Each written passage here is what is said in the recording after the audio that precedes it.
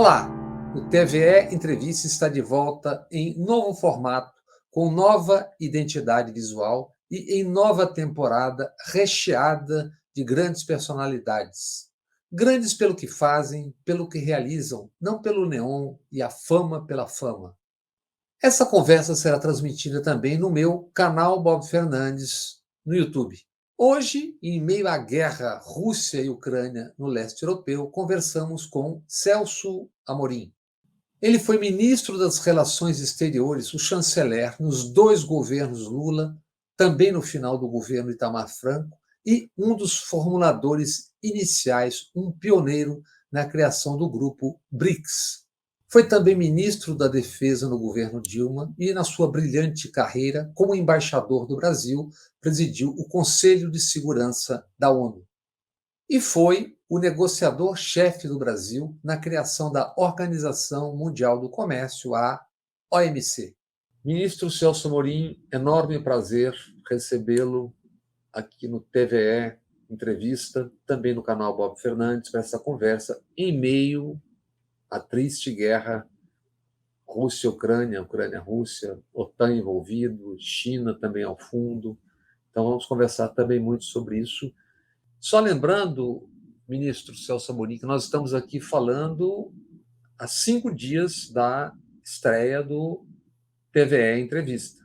E conversar pelo fato dos últimos dias, que é um fato grave para quem assiste como leigo, que a senhora Victoria Nuland, que é a subsecretária dos Estados Unidos, num depoimento no Congresso, e respondendo ao senador Rubio, talvez sem querer ou querendo, deixou escapar que eles estão preocupados que os russos tomem laboratórios de pesquisas biológicas na Ucrânia.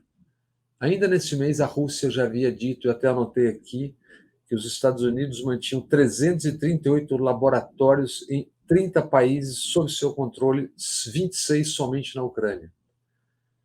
Sem querer ou querendo, essa declaração criou uma grande reação mundo afora. É verdade, é mentira, é verdade, é mentira. Mas dias depois, o presidente Biden fez uma duríssima declaração também, que me parece tem a ver com esse clima, dizendo o seguinte: se qualquer centímetro da OTAN for tocado pela Rússia, não tenho dúvidas, teremos a Terceira Guerra Mundial.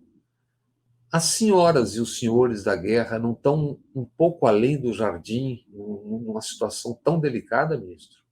Eu acho que esse tipo de declaração não ajuda a encontrar uma solução.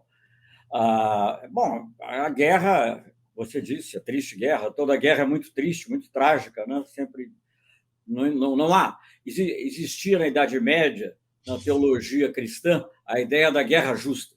Não há guerra justa. Toda guerra é injusta, a não ser as guerras de libertação nacional, vamos dizer assim.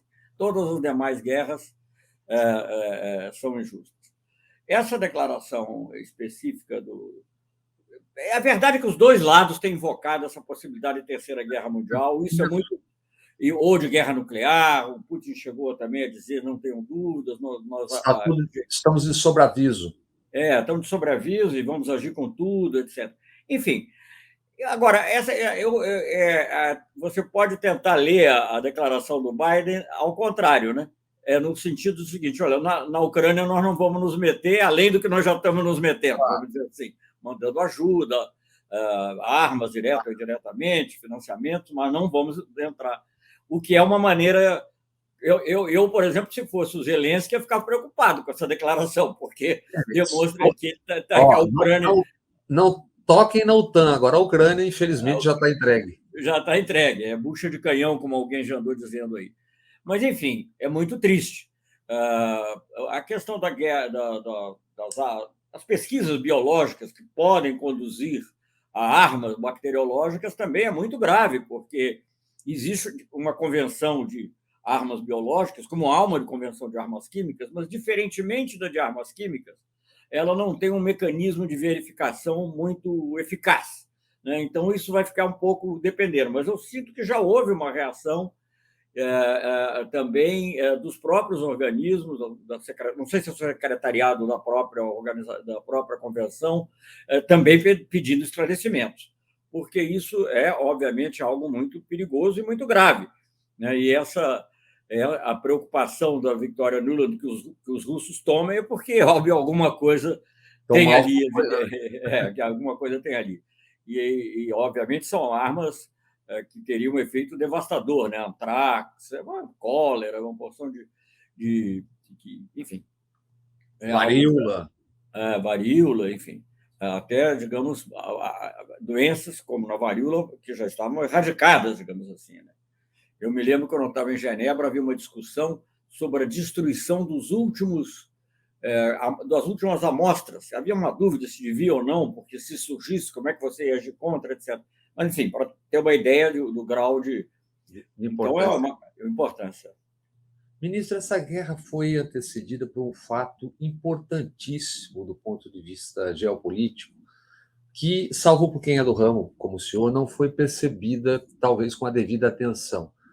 Não é um fato que talvez tenha a mesma dimensão de um outro ocorrido há exatamente meio século atrás, que foi o reencontro ou encontro da a aproximação entre China e Estados Unidos, Nixon e Mao Tse-tung. Ambos, nesse encontro, dia 4 de fevereiro, na China, em Pequim, falaram em uma parceria sem precedentes e sem limites. Essa aproximação a gente não sabe até onde vai, mas isso tem uma reconfiguração do mundo sendo anunciada aí, né? O famoso mundo de unidade, uma única potência, tal, a coisa está mudando, né? Ô, Bob, eu escrevi um artigo sobre isso na Carta Capital, né? Justamente dizendo que era, antes da guerra, né? Que era o fato singular, claro que há processos que são longos, mas o fato singular mais significativo, ou mais importante, desde a dissolução da União Soviética. Porque essa aproximação, é claro que essa aproximação vem se desenhando há muito tempo, mas esse documento ele é muito além. Eu estou muito acostumado a ler essas declarações conjuntas, participei de várias delas, comunicados conjuntos. Ela vai muito além do comunicado conjunto comum, porque, além de falar da cooperação bilateral, da amizade sem limites, a qual você acabou de se referir, ela também ela dá uma visão nova de como deveria se configurar, como se deveria trabalhar no cenário internacional, na ordem mundial. É claro que ali tem muitas coisas que você pode dizer que levantam mais perguntas do que soluções. Por exemplo, quando eles falam que eles querem uma ONU mais democrática, a gente tem que se perguntar se isso implicaria a abdicação do direito de veto ou a extensão do direito de veto a outros países, a reforma do Conselho de Segurança, etc. Então, não é que eu esteja dizendo que ali é uma coisa assim espetacular como já programa, mas ele vai muito além de uma declaração comum, de uma declaração conjunta do tipo habitual. E obviamente, como você diz, 50 anos depois daquele fato em que o Kissinger, né, sobretudo, e o Nixon, obviamente com o apoio e impulso do Nixon, soube perceber que havia uma fissura entre a China e a União Soviética, e que por ali os Estados Unidos poderiam, digamos assim, de alguma forma, criar um mundo em que eles pudessem manobrar melhor. Agora se passa ao contrário, quer dizer, toda essa política norte-americana das últimas décadas, sobretudo a expansão da OTAN, acaba, e além das outras ações em relação declarações em relação ao Mar da China, Taiwan, não estou nem entrando no mérito, não, estou só descrevendo o fato, acabou levando a uma aproximação que vinha ocorrendo, mas que não tinha ganhado essa expressão tão forte. E eu, enfim, sabendo que o Putin e o Xi Jinping, com certeza, são bons jogadores de xadrez, não é difícil imaginar que eles estivessem antevendo a possibilidade da guerra que o próprio Putin desencadeou. Né? Há 20 dias. 20 dias depois. É difícil que ambos não tenham conversado sobre isso. Né? Exatamente.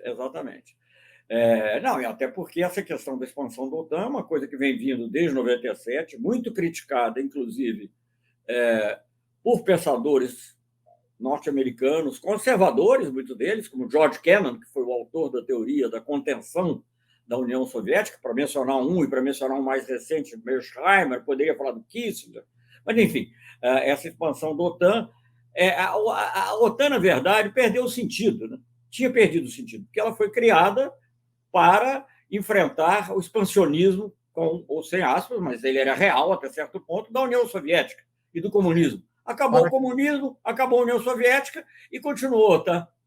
Para quem eventualmente esteja nos acompanhando, seja no canal, seja na TV, e que não esteja tão atento, o Pacto de Varsóvia nasce em 1945, pouco antes, a OTAN, que organizava os países do Atlântico Norte.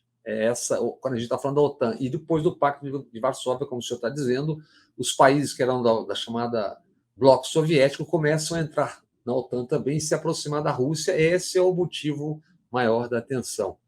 A gente falou do Kissinger, tem um livro extraordinário como depoimento, né, para quem quer entender o que é o poder, o que é a guerra, né, que é o livro Kissinger sobre a China. É óbvio que é muito cedo para ter um livro, mas como o senhor é do ramo e lê coisas especializadas e especialistas, né, do encontro Putin-Xi Jinping, já vazou algum sinal mais do que foi aquilo, até onde se pretende ir, não? Ou é só inferências mesmo? Não, eu acho que é visível que a China está procurando dar apoio à Rússia, cautelosamente. Ela poderia também ter votado contra a resolução do Conselho de Segurança e, com isso, ela talvez expressasse de uma maneira mais evidente uma solidariedade à Rússia, não deixando o veto russo meio solitário. Do ponto de vista da visibilidade externa, isso teria sido, talvez os russos até esperassem isso. Mas, do ponto de vista prático, em termos financeiros, monetários, investimentos, eu não tenho dúvida que a China não vai abandonar a Rússia.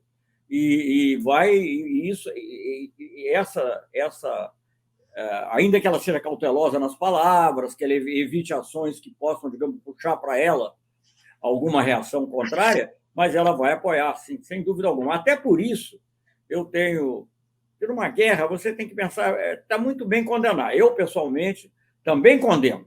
Eu não acho que tenha sido correto, e nem não correto do ponto de vista da Carta da ONU, que é o que nos interessa, do direito positivo, vamos dizer assim, também do ponto de vista ético humano, não foi correto começar a guerra. Agora, obviamente que para você chegar a uma solução, você tem que entender as raízes mais profundas dos dois lados. E eu acho que a China é um dos poucos países que tem essa capacidade no momento, talvez junto com alguns europeus, né? Se alguns países dos BRICS tivessem uma melhor posição, poderiam até ajudar também. Para entender até um dos motivos, uma das motivações da guerra, não sei se maior ou menor, eu estou até coisas anotações que eu fiz aqui. Taiwan é líder mundial na produção de chips. A China depende de microchips. Os Estados Unidos estão investindo agora 100 bilhões de dólares em 8 fábricas para produzir esses chips e produtos eletrônicos, tal. Até que ponto esse comércio, que é o comércio da era futura e presente, que é a era digital, é decisivo? Porque a Rússia parece que também tem o domínio de 50% dessa produção. Então, essa parceria parece que passa também em relação ao comércio, pensando já no futuro, né? Não, eu acho que sim, eu acho que passa não só pela parte do comércio digital. Eu sei que a Rússia é grande utilizadora também das redes sociais, até pelo que eu leio na imprensa. Agora, não sei até que ponto eles têm essa capacidade tecnológica da produção de chips. Eu tenho sempre ouvido falar mais dos países. Produção não é o chip, é o material com que é feito. Sim, pois é. Inclusive detentora de materiais estratégicos, de minerais.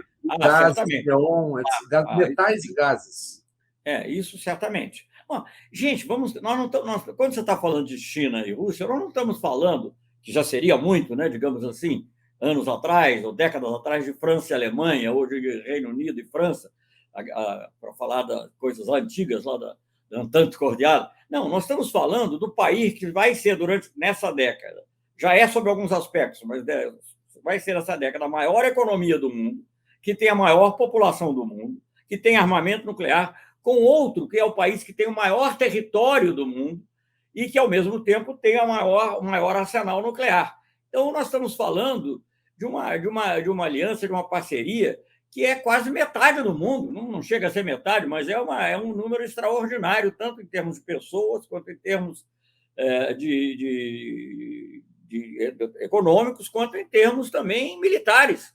Então, eu, sinceramente, às vezes eu tenho até uma dificuldade de compreender, tendo em vista que, nos últimos anos, as atenções dos Estados Unidos se voltavam mais para a rivalidade com a China. Também não estou justificando, nem estou dizendo que é bom, mas eu estou dizendo, chegaram a escrever livros, tem livros escritos, por exemplo, do Graham Allison, que é um grande analista que estudou a crise de Cuba. Ele tem um livro que ele chama assim, mais ou menos assim, Destinados à Guerra, e ele evoca o que eles chamam hoje, os teóricos de ciência política internacional, de a armadilha de Tucídides, evocando a Guerra do Peloponeso, quando Esparta não pôde aceitar o crescimento de Atenas. Mas, enfim, então essa era a rivalidade com a China. E, de repente, quer dizer, não é de repente, que isso vem acontecendo há muito tempo, mas, de repente, se agrava de uma maneira enorme as atitudes quase provocativas em relação à Rússia. Eu não quero entrar muito no mérito disso, que eu posso também entrar, mas eu estou descrevendo fatos, né? É difícil até de entender, né? Eu acho que falta um estrategista sem nenhuma simpatia pelo Kissinger, que ele apoiou o golpe do Pinochet, não tem nenhuma simpatia, mas ele viu o mundo com um certo realismo, né? E o que eu vejo, o que se percebe hoje é que é uma falta total de visão de realismo, e isso é muito grave para as relações internacionais. Estamos numa guerra que é diferente das demais, porque é em meio a essa coisa brutal de 3 ou 4 big techs serem donas da verdade no mundo, e tudo pode ser verdade e tudo pode ser mentira, né? Como é que o senhor diz que não vou tomar partido tal, mas essa questão do mocinho e do bandido, do bem e do mal, para ficar muito claro para quem nos assiste, não é exatamente assim que está sendo vendida. Essa guerra tem múltiplas razões de todos os lados, não é isso? E qual é a questão central? Rússia, Ucrânia, OTAN, Europa. A China é periférica do ponto de vista inicial, mas agora é um grande jogador também. Mas qual é a questão central? O que está em disputa ali? Bom, volto a dizer, isso não justifica o uso da força pela Rússia. Eu sempre tenho que dizer isso, senão pode dar a impressão que porque, digamos assim, para mim, eu como fui embaixador na ONU, a Carta da ONU, ela foi violada inúmeras vezes pelos Estados Unidos, mas isso não justifica que seja violada por outros também. Países como o Brasil, que procuram seguir a Carta da ONU, ou que procuravam seguir, não podem concordar com isso. Agora, dito isso, digamos que de imediato não, mas que é uma coisa que foi ocorrendo, como eu estava lhe dizendo. A OTAN, que foi criada, como você já explicou, na época da Guerra Fria, ela tinha um inimigo, que era a União Soviética. A União Soviética desapareceu, o comunismo desapareceu. E a OTAN, para sobreviver, começou a inventar inimigos. Uma hora era o próprio Iraque, Afeganistão, coisas que já não tinham nada a ver com o Atlântico Norte, mas que foram invocar, em que, digamos, a solidariedade, pelo menos, do país da OTAN foi invocada pelos Estados Unidos. E, no caso principal, era a Rússia. Então, a Rússia era ali, tinha que ser... A questão seguinte é que, digamos assim, o que eu diria? Há uma coisa mais profunda, viu, Bob, que eu procuro assim, entender, lendo mais as coisas. O Ocidente nunca penetrou para valer na Rússia.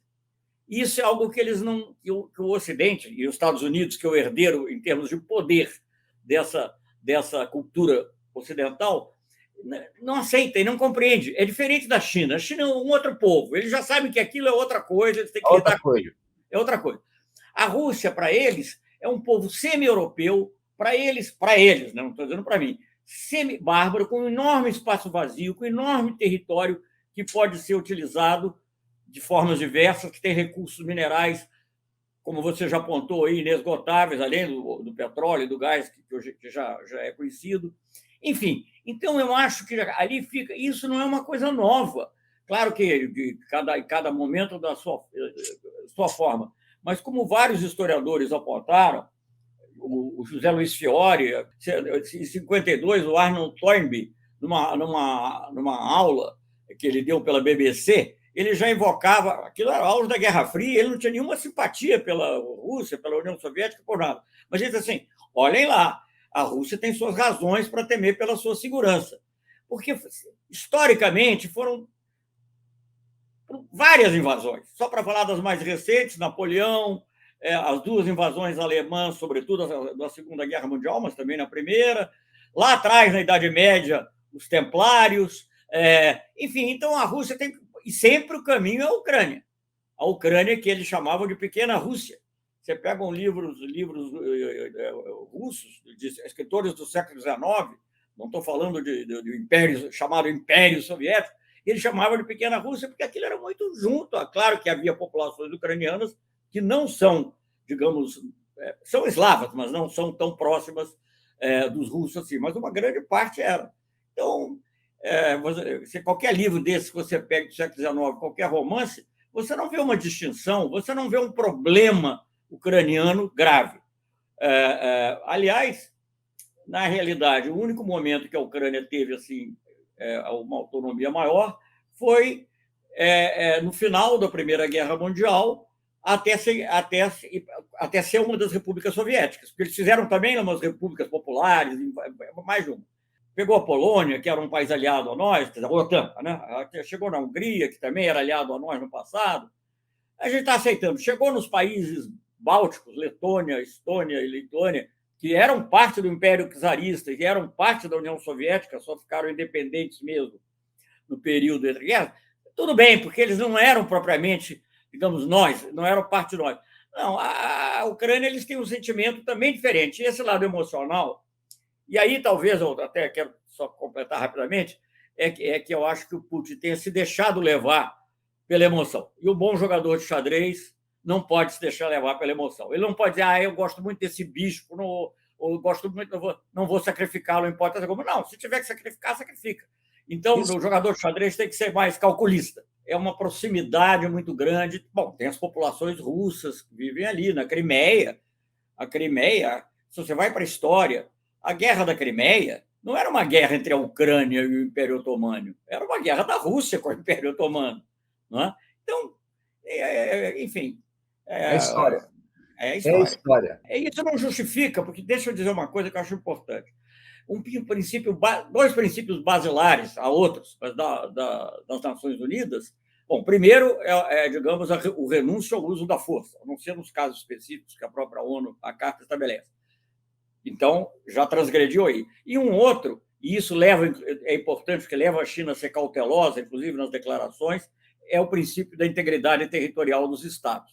Então, olha, ficou para trás, não sei, entendeu? Mas você não pode unilateralmente decidir uma mudança pela força. Só para ir, já que estamos falando de história, aquela aproximação inicialmente citada, Nixon, Mao Tse-tung, é porque o Mao Tse-tung tinha 1 milhão de tropas soviéticas na fronteira norte e temia, e por isso se dá aquela aproximação lenta via a embaixada do Afeganistão, aquela história maravilhosa contada no livro do Kissinger. E agora, voltando meio século depois, analistas muito importantes têm dito que, olha, o que está acontecendo, em resumo, é que estão jogando a Rússia nos braços da China. O senhor concorda com essa leitura? Eu concordo. Quer dizer, então, enfim, eu acho que há outros fatores, não é uma coisa assim tão simples, digamos, isso era uma coisa que já se vinha formando, mas agora para a Rússia cria uma dependência. Quando você fala como é que ela vai resistir à proibição de usar o SWIFT, ela tem que se valer dos bancos chineses, ela tem que se valer do comércio yuan, das reservas, como ela vai... não substitui inteiramente, mas é onde ela pode se amparar, né, para poder... Se ela não vai vender o gás para o Ocidente, se o Nord Stream 2, né, o gasoduto lá que vai para a Alemanha, é barrado, não estou falando agora, nesse momento da guerra, mas, digamos, a médio prazo, vamos vender para a China. Né? Então, eu acho que eu não tenho a menor dúvida do que quer que ocorra na guerra, ainda não sei como será isso, como terminará, a Rússia e a China estarão mais próximas do que estavam mesmo depois da assinatura daquela declaração. Brasil. Vamos falar um pouco agora do Brasil e da nossa região, né? Depois de mais de uma década de trajetória diferente entre os países da América do Sul, num período marcado por instabilidade, estagnação, quando não regressão, como se houver um eventual futuro, se é que há ou não há, do Mercosul? Como, em meio a essa reconfiguração do mundo tão acelerada, que certamente terá consequências maiores ainda no decorrer da guerra, né? Existe ainda? Como é que seria pensado isso? Que dimensão isso teria? Bob, eu acho isso indispensável. Não é só o Mercosul, né? Eu acho que o Mercosul, claro que ele, digamos assim, ele é o que mais avançou, porque ele é, inclusive, uma união aduaneira. Eu não quero ser muito técnico aqui, mas, por exemplo, uma união aduaneira é o que possibilita o que foi a União Europeia, o mercado comum. É diferente de uma área de livre comércio, por exemplo, que você pode fazer uma área de livre comércio com a Coreia, é outra, e ele está lá. Então, o Mercosul é um pouco, digamos, o coração principal de uma possível integração, de uma desejada integração sul-americana e latino-americana, até certo ponto latino-americana e caribenha. É mais complicado quando você fala do conjunto da América Latina por causa da proximidade dos Estados Unidos. Mas eu acho que para o Brasil e para os países sul-americanos é absolutamente essencial a integração, porque o mundo de hoje não é um mundo mais de nações isoladas. Mesmo nações que eu, pelo menos nos meus livros de história, vi algumas grandes nações do mundo, Alemanha, França, Inglaterra, Rússia, Estados Unidos. Não, hoje é um mundo de grandes blocos. Estados Unidos é um bloco, sozinho, são um bloco, sozinho. A China é um bloco sozinha. A União Europeia, apesar da defecção britânica, é um grande bloco ainda e tem muita influência, eles coordenam, não é talvez tão avançado na parte política e militar, mas na parte econômica é muito, muito, muito forte e muitos outros temas também. Então, até a União Africana, até a África está se unindo mais também. Eu digo até a África porque é um grupo de países menos desenvolvidos. A OUA, né? A OUA. Agora chama só UA, União Africana. Começou como OUA, agora é UA. E estão discutindo até um acordo de livre comércio entre todos os países, etc. Enfim, eu não sei exatamente como poderá evoluir, mas eu acho que a América do Sul e a América Latina tem que ter uma voz que conte. O mundo vai ter que ser reconfigurado. Ele já se está reconfigurando na prática, mas em algum momento os líderes vão ter que sentar e vão dizer: olha, nós temos que redesenhar. E não é só por causa da guerra, não. É por causa da mudança, digamos, no equilíbrio geopolítico, é por causa de desafios globais, como a questão do clima, mudança, o aquecimento do planeta, é em função de questões que também são globais, como a pandemia, né? E outras questões, como a desigualdade no mundo, né? Então, tudo isso, eu estou aqui fazendo parece sem trocadilho, uma salada russa de muita coisa, mas são muitas coisas. Mas é a ideia. São muitas coisas que mudaram nos últimos 75 anos, e a arquitetura que a gente tem hoje é a arquitetura que saiu da Segunda Guerra Mundial. Não é possível, não é possível. Então, é como pensar que o mundo de 1950 pudesse ser desenhado com a realidade europeia antes da Guerra Franco-Prussiana. É uma coisa que não entra na cabeça de ninguém. E, no entanto, é assim. Então, eu acho que há uma necessidade muito grande de redesenhar a ordem mundial. E, para redesenhar a ordem mundial, eu diria que, volto a falar, quer dizer, certos países têm um grande peso. O Brasil tem peso, indiscutivelmente, mas terá um peso maior se estivermos juntos com a América do Sul. Além de que a integração aqui na região traz prosperidade. Eu estava lendo uma estatística outro dia, eu até não tinha perdido, que apesar da queda no comércio, queda relativa ou absoluta em alguns termos, dos últimos anos, a América do Sul ainda é um mercado maior que os Estados Unidos para o Brasil. A América do Sul. Né? Então, veja, não é uma coisa desimportante. Então, eu acho que isso nós temos que fortalecer, eu acho que, digamos, é uma prioridade não só para a paz na região. Eu falei muito de economia, mas poderia falar da paz também, de como a Unasul, como ela foi útil para evitar um conflito entre Venezuela e Colômbia, entre Colômbia e Equador, evitar ou diminuir, minimizar, conter, até no caso de uma perigosa situação que quase leva à guerra civil na Bolívia, o Unasul também agiu. Então, e é muito importante, é absolutamente fundamental. E tem que ter presente isso. O comércio é importante, é importante, desenvolvimento é importante. Agora, o comércio é um instrumento. O objetivo mesmo, os objetivos, digamos assim, são desenvolvimento e paz. Falando ainda em blocos, o BRICS surgiu em outro contexto histórico. No quadro atual, qual seria a função do BRICS e como é que isso se encaixa com essa aproximação ainda maior de Rússia com China?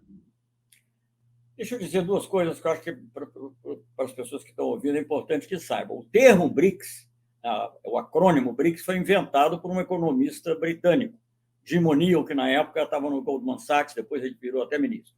Agora, como o BRICS foi feito, aí eu cito duas, três coisinhas para vocês terem ideia. Primeiro, se você for ler o discurso de posse do presidente Lula, ele não usa o termo BRICS, mas quando ele fala ele fala de várias coisas, integração na América Latina, etc. e tal, mas a África, mas assim, daremos especial atenção às relações com os grandes países em desenvolvimento. E lista, nominalmente. O Brasil, obviamente, é um deles, que ele está falando, Rússia, China, Índia e África do Sul. Então, ele, na realidade, já estava pensando ali.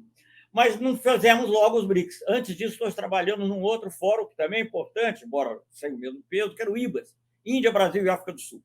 Porque eram 3 democracias, pluriétnicas, pluriculturais, uma em cada continente do mundo em desenvolvimento. E a China e a Rússia viviam falando, por que a gente não pode entrar no IBAS e tal? Claro que a gente não podia dizer para elas, porque vocês não são totalmente democráticos, nem nunca dissemos, mas a gente queria preservar, naquela época, preservar um pouco a imagem muito boa que tinha o IBAS, na Europa, em outros lugares. Mas aí, um dia, o Lavrov, à margem de uma reunião, eu acho que já existia um fórum chamado RIC, que era Rússia, Índia e China. Lavrov, o chanceler russo, agora tira até o talo e o pescoço na guerra. E que foi meu colega também como embaixador na ONU. Eu tinha muito boa relação com ele, como tinha com o francês, como tinha com vários outros americanos, mas enfim.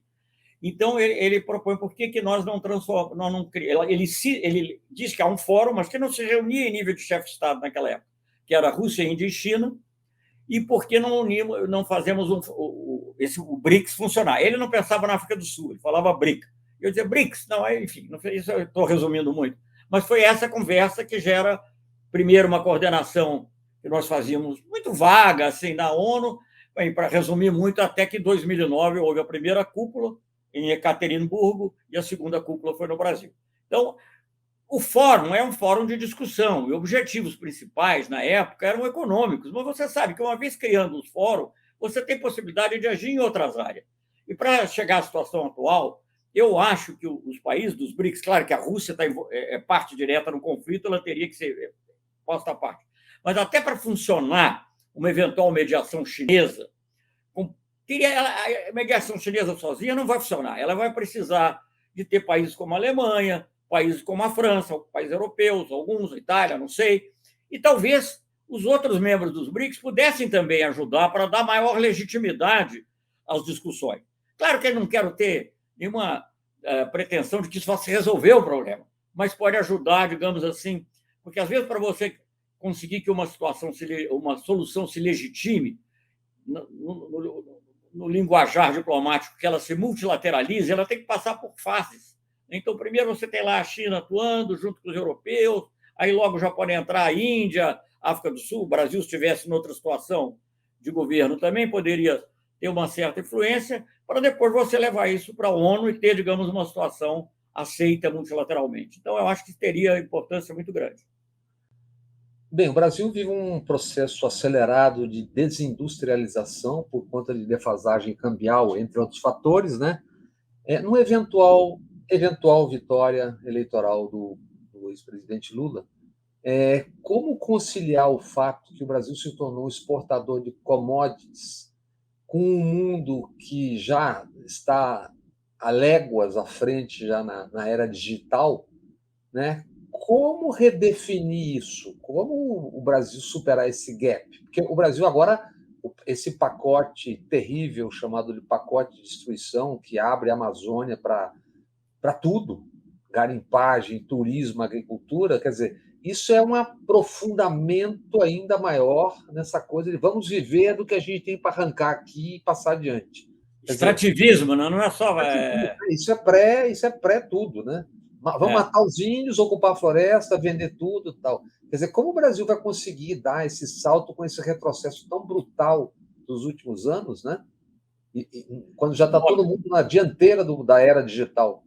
Bob, não é fácil. Aliás, você falou uma coisa muito interessante, porque tem um artigo dessa semana, ou da semana que acabou, na revista Economist, que assinala que a desindustrialização no Brasil foi a mais rápida, que há um processo geral. Só que o que acontece em outros países, sai do serviço, muitos trabalhadores saem da indústria e vão para serviços altamente remunerados. Não é o que aconteceu conosco.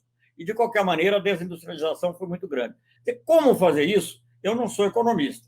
Eu tenho grande admiração pelo professor Bresser Pereira, que talvez tenha uma resposta, porque esse fenômeno que você está falando, inclusive, digamos assim, do, entre aspas, dinheiro relativamente fácil que entre por meio do agronegócio, do extrativismo, entre outros males que pode causar, tem a chamada doença holandesa, porque fica mais barato você comprar lá fora com câmbio supervalorizado do que produzir no país. Está aí a gasolina, né, que não nos deixa mentir.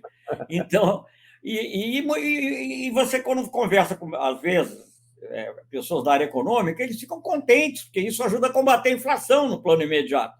Mas, no longo prazo, acontece isso que aconteceu no Brasil. Então, eu não tenho uma resposta, mas eu tenho certeza que o presidente Lula vai se cercar das pessoas certas para trabalhar no sentido de que o Brasil se reindustrialize, de que o Brasil tenha mais valor agregado na sua produção, e isso exige medidas de política industrial e de política tecnológica.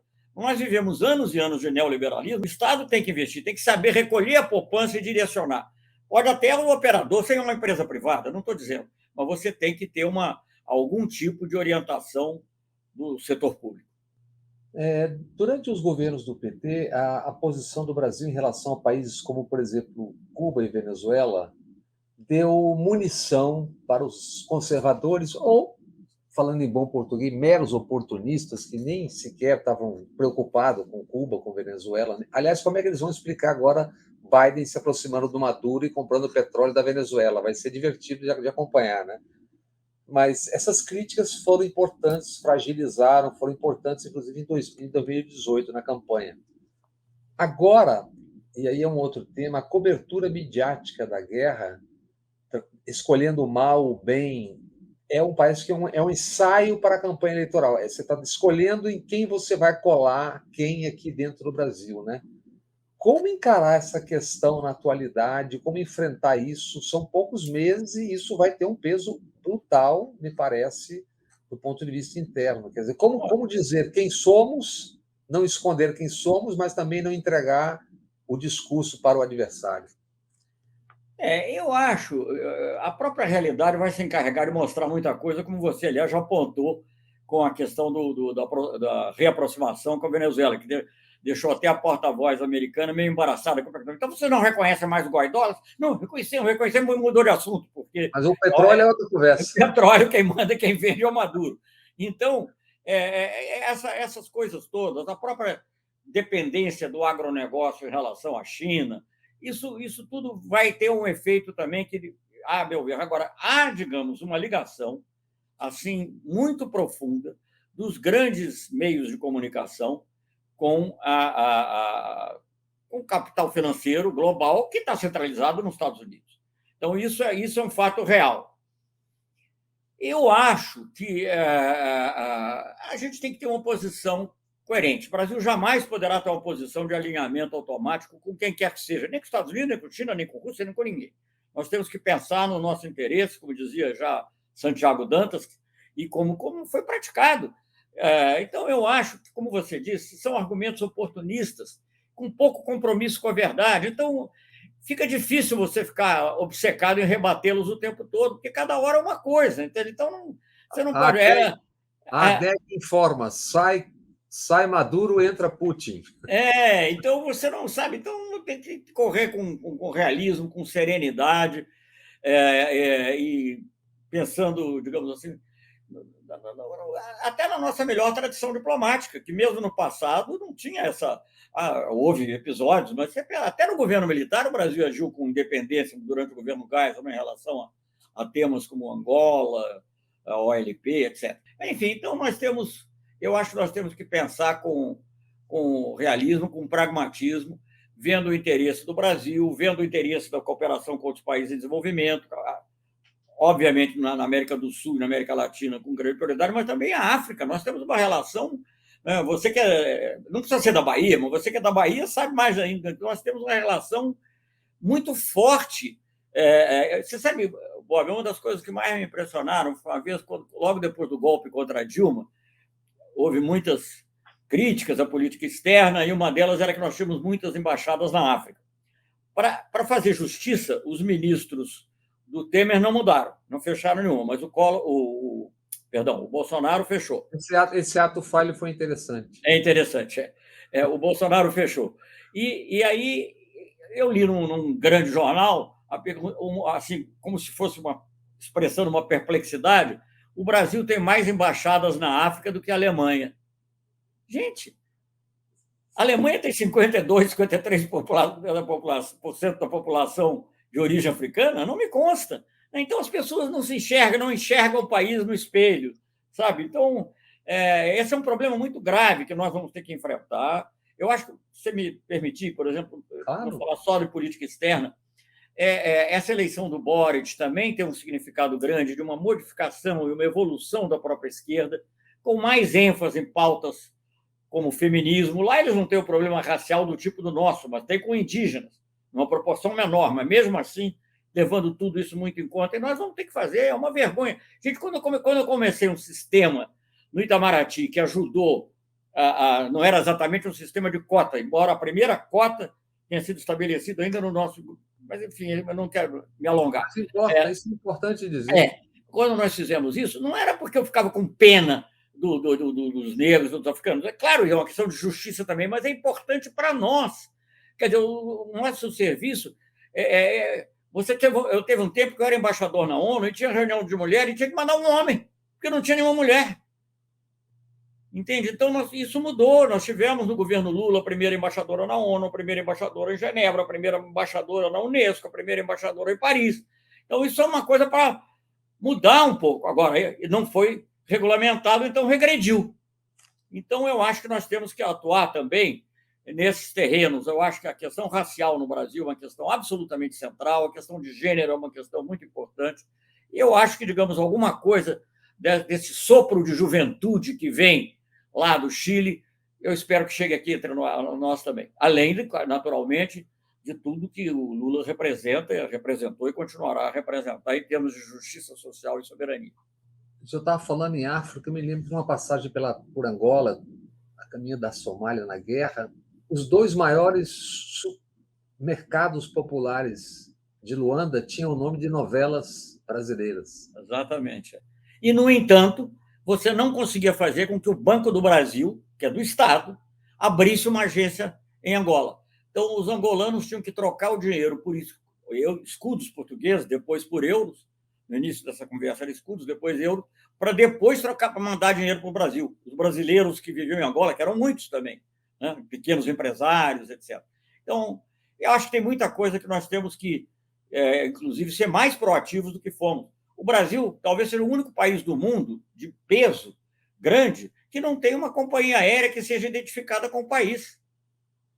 Você não tem. A Turquia tem. A Turquia tem voo, por exemplo, entre Istambul e Acre. E o Brasil tem muito mais relações com Gana do que a Turquia, mas não tem um voo entre... Então, tem muita coisa que ainda tem por fazer. Não é só recuperar o que a gente já fez, não. O senhor citou Dilma há pouco, né? O senhor foi ministro da Defesa no primeiro governo da Dilma e a gente entra num tema que acho que é fundamental. No atual governo, os militares têm o vice, que é reformado, o próprio Bolsonaro, um capitão que saiu depois de histórias terríveis dentro da força, ameaçando soltar bomba na adutora do Rio Gandu, etc., etc. Você tem os militares comandando todas as estatais importantes, você tem mais de 6 mil funcionários militares, que são militares. Você tem uma evidente Isso é um poder quase tutelar, ou verdadeiramente tutelar. Isso parece ser um projeto militar que levou a isso. Como isso e aí eu queria saber se a Comissão da Verdade, aquela época, foi importante para esse reagrupamento militar, de novo em direção ao poder, e quais seriam os antídotos para essas interferências recorrentes na história do Brasil, de golpes, tutela, ameaças, etc, etc. Agora, praticamente uma casta, se a gente for olhar realisticamente, tem autonomia, tem previdência própria, tem aposentadoria própria, quer dizer, como normalizar e equalizar, enfim, isso no século XXI? Não é uma coisa fácil, Bob. Eu acho que a Comissão da Verdade é algo que tinha que ser feito, foi feito. Se você for ver na época, o relatório final foi considerado insuficiente por uns, exagerado por outros, o que me leva a crer que ele tenha sido relativamente equilibrado. O coordenador final da Comissão da Verdade era o Pedro Dallário, uma pessoa de grande categoria, e ele, se você for ver, elogia, inclusive, a colaboração que teve, não só do ministro da Defesa, mas também dos comandantes. Então, eu acho, para mim, isso claro que os militares, permanentemente, eles ficam achando que eles podem fazer mais pelo Brasil, porque eles, como estão acostumados a administrar os quartéis, eu não sei, eles acham que aquilo... isso é uma coisa que tem em muitos deles, não todos. Agora, o que houve, eu acho, em grande parte, foi um oportunismo. Né? Quem elegeu o Bolsonaro, claro que houve elementos, se você quiser, golpistas no processo todo, como, por exemplo, o famoso tweet do general Vilas Boas, enfim, possivelmente outras ações também, mas o Bolsonaro foi eleito com muita fake news, com muita coisa, mas não se pode dizer que foi um golpe militar. E aí o que eu acho que houve da parte dos militares foi um grande oportunismo. E o Bolsonaro, que pode ter várias... Eu não vou qualificar o Bolsonaro porque não interessa, mas, digamos assim... Faltaria, inclusive, tempo, né? Pois é. Ele tem faro político e ele paralisou os militares. Os militares que tinham posições mais moderadas, que eu conheci, já que estavam passando para a reserva, que ele sabia que não podia levar para trabalhar com ele diretamente, ele botou em grandes empresas, botou em comissões para ganharem muito bem. Então, eles ficaram acomodados Muitos estão na Fiesp. Exatamente. Então, houve isso. E aqueles que eram mais maleáveis, ele levou, e aqueles que eram mais, e digamos, aqueles que estavam participando mais digamos assim, ostensivamente, tanto que ele agora vai botar para vice-presidente o Braga Neto. O Braga Neto foi inventor no Rio de Janeiro, né? O Braga Neto é a pessoa que necessariamente sabe tudo sobre o que aconteceu no Rio de Janeiro, a começar pela morte da Marielle. É isso. Quem são as milícias e quais suas ligações? O Mourão já não serve, porque o Mourão, apesar de ser um sujeito muito conservador, eu sei que ele é, mas ele não é totalmente manobrável. Então, ele precisa de um que seja totalmente fiel. Mas eu acho que ele vai perder a eleição. Eu acho, viu, que a gente tem que fazer... Isso é um processo de muitos anos. Você não vai chegar um dia e dizer, vamos mudar tudo aqui, fazer tudo diferente. Não, isso não é assim. Aquilo é uma evolução. Eu acho que a evolução vinha num bom sentido. Quem trouxe os militares de volta ao poder foi a elite econômica brasileira. Porque aliás, sempre, né? Como sempre. Então, eles se aproveitaram e se aboletaram. Mas eu acho que isso pode ser corrigido. Eu acho que os militares... O Brasil, um país com os recursos naturais que tem, com a extensão que tem, com a população que tem, precisa de boas forças armadas. Mas boas forças armadas para defender o país frente a ameaças externas e não para se meter na política. Falando nisso, eu sei que você vê com desconfiança um delírio futurista, mas que é uma preocupação. O Brasil tem territórios ocupados por facções ou narcotráfico. Ocupados, tipo, não entra na minha que eu não entro na sua. 57% da cidade do Rio de Janeiro, pelo que leio, tem a presença ou controle de milícias e facções, etc., segundo os estudos. Isso se repete país afora. Militares, por exemplo, na Escola Superior de Guerra, não deveriam ou não estão estudando o médio e longo prazo, numa situação de mudança mundial, de reconfiguração do mundo, A ligação entre um grupo desse e qualquer movimento externo não é algo tão difícil e a gente já vê acontecer no mundo todo. Essa fragilização do Brasil, tão absolutamente absurda, esse pacote de avanço, vamos avançar, isso não vai criar um ambiente perigoso para o qual os militares deveriam estar atentos? Bob, aí nós estamos entrando num terreno de muitas contradições. Esse raciocínio que você está fazendo é válido, eu acho que sim, mereceria visão. Por outro lado, a gente tem que tomar cuidado de não colocar os militares cuidando de segurança pública diretamente, porque senão você está. Eu estou dizendo no sentido de pensar os riscos que o país, que a missão sim, deles. Sim, né? sim. Eu acho que sim, acho que poderia e deveria ser estudado, mas sempre preservando segurança pública como uma atividade civil e que é dos estados, inclusive, no nosso caso, não é da União. Aliás, o problema é exatamente o contrário, é a contaminação quando se aproximam do policiamento, etc. Isso aí é uma coisa muito complexa, realmente. Inclusive, outros países, o próprio México, esse assunto não foi tratado nessa visita lá que o Lula fez ao México. Mas eu sei que no passado até generais ficaram também, porque a proximidade com o narcotráfico expõe também a chantagens, expõe a situações difíceis. Os próprios militares no Brasil reagiam muito a isso, mas concordo com você, há elementos que são mais complexos e que podem até afetar, digamos, a segurança do Estado como um todo. Ainda uma coisa da guerra, que na separação do Kosovo da Iugoslávia, tinha uma posição que é diferente da habitual. E a Rússia também. Antes, ambos diziam, não, há que preservar a independência do território. Não, tem que ter a separação. E agora eles estão em posições trocadas. Também é mais um exemplo de como os interesses movem. São dois princípios em si legítimos do direito internacional. Um é a autodeterminação dos povos e o outro é a integridade territorial dos Estados. E você tem que, com pragmatismo, saber conciliá-los. Agora, é muito curioso, porque, como você disse muito bem, no caso do Kosovo, não é nem separação da Iugoslávia, é separação da Sérvia. Porque a Sérvia era uma república dentro da antiga Iugoslávia. Sérvia e Montenegro ainda estavam, né? Ainda estavam. Não, e o Kosovo sequer era uma república. Ela era uma. Não estou discutindo o mérito, mas estou discutindo o fato. Era uma região dentro da Sérvia. E os kosovares se rebelaram, porque eles se consideravam albaneses, sei lá, enfim, não vem ao caso. E a OTAN bombardeou a Sérvia para ajudar os kosovares, portanto, dando prioridade ao princípio da autodeterminação em relação à integridade territorial. Recentemente, quando em 2014, com um plebiscito, pacífico, aliás, a Crimeia decide se reincorporar à Rússia, ou a Rússia anexar, conforme você quiser, aí o Ocidente passou a ver ao contrário. O princípio da integridade territorial sendo mais importante do que o princípio da autodeterminação. E a Rússia também trocou, só que no sentido oposto. Então, esses princípios são muitas vezes manipulados e a gente precisa vê-los com cuidado e saber que eles têm que ser conciliados. É como aquela história os poderes são independentes, mas harmônicos, né?